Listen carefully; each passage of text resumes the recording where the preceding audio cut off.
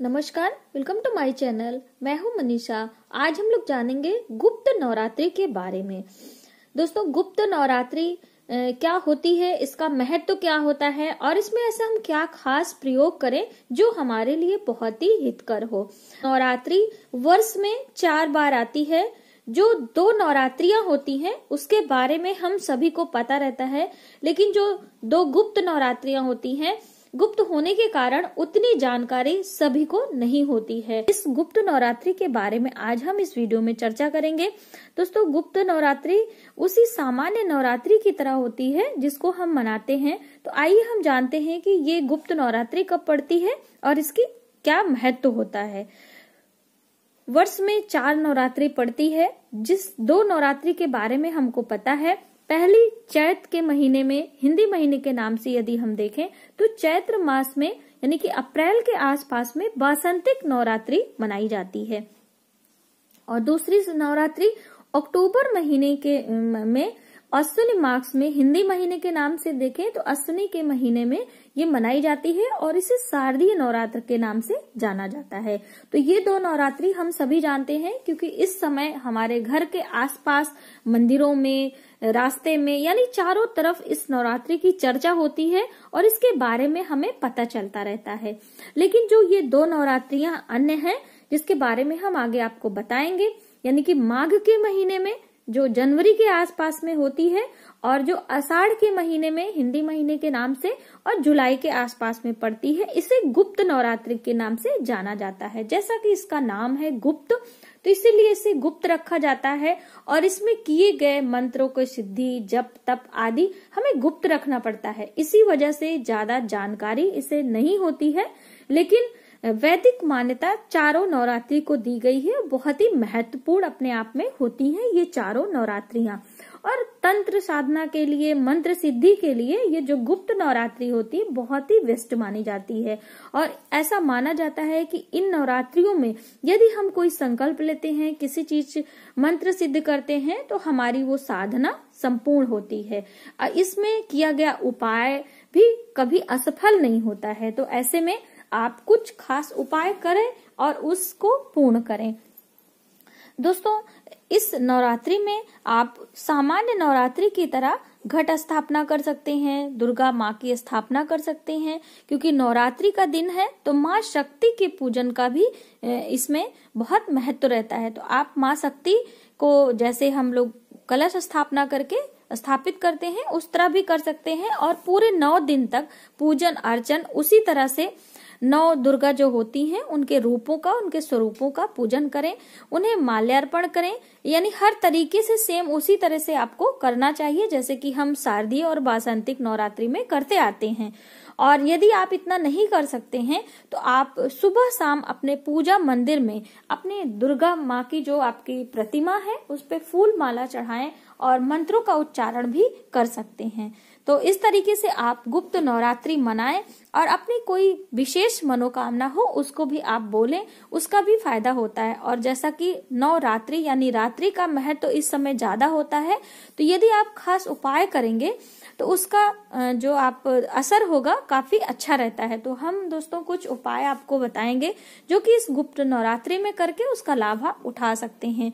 यदि आपको वैवाहिक संबंधित कोई परेशानी है, यदि आपको कर्ज से कोई परेशानी है, या फिर आपका दाम्पत्य जीवन अच्छे से नहीं चल रहा है उसके लिए, या फिर सारी मनोकामनाओं के लिए, यानी कि आपको कहीं ना कहीं छोटी छोटी परेशानियां हर तरफ से घेरी रहती हैं, तो उसके लिए भी कुछ मंत्र आदि मैं आपको बताऊंगी जिसका उपयोग करके आप इन सारी परेशानियों से छुटकारा पा सकते हैं। तो चलिए हम देख लेते हैं कि वो कौन से मंत्र हैं और कौन से प्रयोग हैं जिसको करके हम इस गुप्त नवरात्रि में उसका लाभ उठा सकते हैं। तंत्र साधना का बहुत महत्व रहता है इस गुप्त नवरात्रि में, और इसमें किया गया जो जप तप होता है, जो हम संकल्प लेते हैं, जो पूजा करते हैं, यानी कि जिन मंत्रों का आप जप करेंगे, जब तक आपका नवरात्रि यानी 9 दिन संपूर्ण नहीं हो जाता है उसके बारे में आपको किसी से चर्चा नहीं करना चाहिए, यानी बताना नहीं चाहिए। वैसे भी आप मानिए कि जब भी हम कोई संकल्प लेते हैं या मनोकामना भगवान से बोलते हैं तो ऐसा मानते हैं कि उसे हमें किसी से शेयर नहीं करना चाहिए, बताना नहीं चाहिए, नहीं तो वो हमारी मनोकामना पूर्ण नहीं होती है। तो उसी तरीके से इस गुप्त नवरात्रि में जो भी आप पूजन अर्चन करते हैं उसे आप गुप्त रखें और मन ही मन उसका स्मरण करें, ध्यान रखें। इसीलिए रात्रि में करेंगे तो उसका फल आपको अधिक मिलेगा।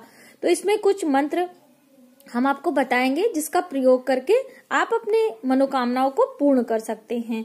दोस्तों, इसमें भी आपको सात्विक रहना चाहिए। इस गुप्त नवरात्रि में भी प्याज लहसुन आदि का इस्तेमाल आप नहीं कर सकते हैं और भी जितनी तरह की त्याग करना चाहें उसमें कर सकते हैं, जैसे कि हम अन्य नवरात्रियों में करते हैं। तो चलिए हम कुछ उपाय जान लेते हैं जिससे करके हम अपनी जो आने वाली परेशानियां हैं उससे छुटकारा पा सकते हैं। जैसे कि विवाह संबंधी परेशानी, यदि आपको विवाह होने में कोई परेशानी हो रही है, आप विवाह के लिए योग्य हो गए हैं और आपका विवाह नहीं हो पा रहा है किसी कारण बस, एक तो होता है कि कुंडली मिलान करके देखा जाता है कि आपका विवाह का योग कब बन रहा है, और वो हमारा विषय नहीं है, अभी हम दोस्तों उस पे चर्चा नहीं करेंगे। हम कुछ खास प्रयोग करेंगे। दोस्तों, आप जब भी ये उपाय करेंगे तो आप माँ दुर्गा यानी शक्ति के सामने ही ये उपाय करने हैं। माता शक्ति का इसमें शामिल होना बहुत ही आवश्यक है। तो आप रात्रि के समय यदि हो सके तो 11:30 बजे का समय बहुत ही उपयुक्त होता है। उस समय यदि करेंगे तो उसका प्रभाव ज्यादा मिलता है। हमने अपने कई वीडियो में आपको पूजा की बहुत सारी विधियां बताई हैं, उन सारी विधियों को अपनाते हुए आप ये कार्य करें। माँ दुर्गा के सामने एक घी का दीपक आपको जलाना है, माता को लाल पुष्प अर्पित करें और कुछ मीठा भोग अवश्य लगाएं। चंदन की माला हो या फिर रुद्राक्ष की माला हो, उससे आप 108 बारी इस मंत्र का जप करें। पहले आप संकल्प लें कि हे माँ, हे ईश्वर, आप जननी, जगत जननी, हमारी रक्षा करें और हमारा ये संकल्प है इसे पूर्ण करने में आप पूरा हमारा सहयोग दें, हम आपके आभारी रहेंगे। ऐसा प्रार्थना करते हुए आप इस मंत्र की शुरुआत करें और लगातार आपको 9 दिन तो करने हैं, बराबर से आपको 43 डेज आप यदि करेंगे तो इसका प्रभाव कुछ ज्यादा होता है। तो पहले आप मंत्र जान लीजिए। पत्नी मनोरमाम देहि मनोव्रतान। अब हम दूसरे उपाय की बात करेंगे। दोस्तों, यदि आपका विवाह हो गया है और विवाहित जीवन में आपको कोई परेशानी आ रही है, आपका वैवाहिक जीवन सुखमय नहीं है, तो आप इन मंत्रों का जप करें, उससे काफी लाभ मिलता है। और दोस्तों, ये मंत्र दुर्गा सप्तशती के हैं, तो इसे सिद्ध करने की आवश्यकता नहीं है, ये अपने आप में सिद्ध मंत्र हैं। आप इसे नियमित जाप करेंगे तो इससे इसका प्रभाव बहुत ही अच्छा होता है और आपको काफी लाभ मिलेगा। तो आप माँ दुर्गा के सामने, जैसे कि मैंने पहले वाले उपाय में बताया है कि आपको एक घी का दीपक लगाना है, माँ को लाल पुष्प अर्पित करने हैं। माँ को लाल फूल बहुत ही पसंद होते हैं और उनको कुछ मीठे का भोग लगाएं। यदि मीठे में आप लगाना चाहते हैं, बताशे का भोग लगाएंगे और साथ में लौंग अर्पित करेंगे तो बहुत अच्छा रहता है। तो आप माँ को बताशे का भोग लगाएं और लौंग वहां पे अर्पित करें। माता की पूजा में लौंग की बहुत ही अधिक महत्वता होती है, तो आप उन्हें लौंग चढ़ाएं और उसके बाद इस मंत्र का उच्चारण करें। धाम धीम धूम धूर जटे, इस मंत्र का उच्चारण 108 बारी आपको करना है इस तरीके से। और आप जब भी इस मंत्र का उच्चारण करें, यानी कि मन में करें, बहुत ज्यादा आपको शोर नहीं करना है। और जब तक आपका ये पूरा संकल्प पूरा ना हो जाए, आपको इसे गुप्त रखना है। और हो सके तो यदि पति पत्नी दोनों मिलके करते हैं या अलग अलग समय पे करते हैं तो बहुत ही अच्छा रहता है। तो इस तरीके से इस मंत्र का आप 108 बारी जाप करें और 9 दिन का, जब तक ये नवरात्रि चल रहा है तब तक आपको करना ही चाहिए। उसके बाद भी आपको 43 डेज लगातार आप करेंगे तो इसका प्रभाव अच्छा रहता है और इसका लाभ ज्यादा मिलता है। दोस्तों, ये मंत्र है दुर्गा सप्तशती का, ये भी मंत्र है जो कि अर्गला स्त्रोत में आता है। इसका भी जब आपको उसी तरीके से घी का दीपक लगाना है, माँ को पुष्प चढ़ाने हैं और भोग में बताशे का भोग लगाना है और माँ दुर्गा को लौंग चढ़ाने हैं। और उसके बाद आप इस मंत्र का उच्चारण करें। इस मंत्र को करने से आपको आत्मिक शांति मिलेगी, यानी आपका मन परेशान रहता है, आपको संतान संबंधी कोई परेशानी है या फिर आपको धन संबंधी कोई परेशानी है और भी पारिवारिक जो भी समस्याएं होती हैं उससे यदि आप परेशान हैं तो इस मंत्रों का उच्चारण करेंगे तो आपको बहुत ही लाभ मिलेगा। रूपम देहि जयम देहि यशो दाहि दिशो जहि, इस तरीके से मंत्र का उच्चारण करेंगे।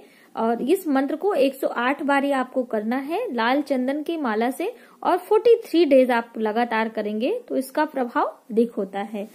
तो इस तरीके से अलग अलग चीजों के लिए अलग अलग मंत्रों का जप करें और उसका लाभ आप अवश्य देखें। तो दोस्तों ये थे हमारे कुछ खास उपाय गुप्त नवरात्रि में। और गुप्त नवरात्रि शुरू हो रही है 5 फरवरी से 14 फरवरी तक। 9 दिनों तक ये गुप्त नवरात्रि चलने वाली है और इसके बीच में इन उपायों को आप शुरू कर सकते हैं और उसका लाभ उठा सकते हैं। हमारी वीडियो आपको थोड़ी सी भी हेल्पफुल लगे तो प्लीज हमारी वीडियो को लाइक करें, शेयर करें, सब्सक्राइब जरूर करें। Thank you.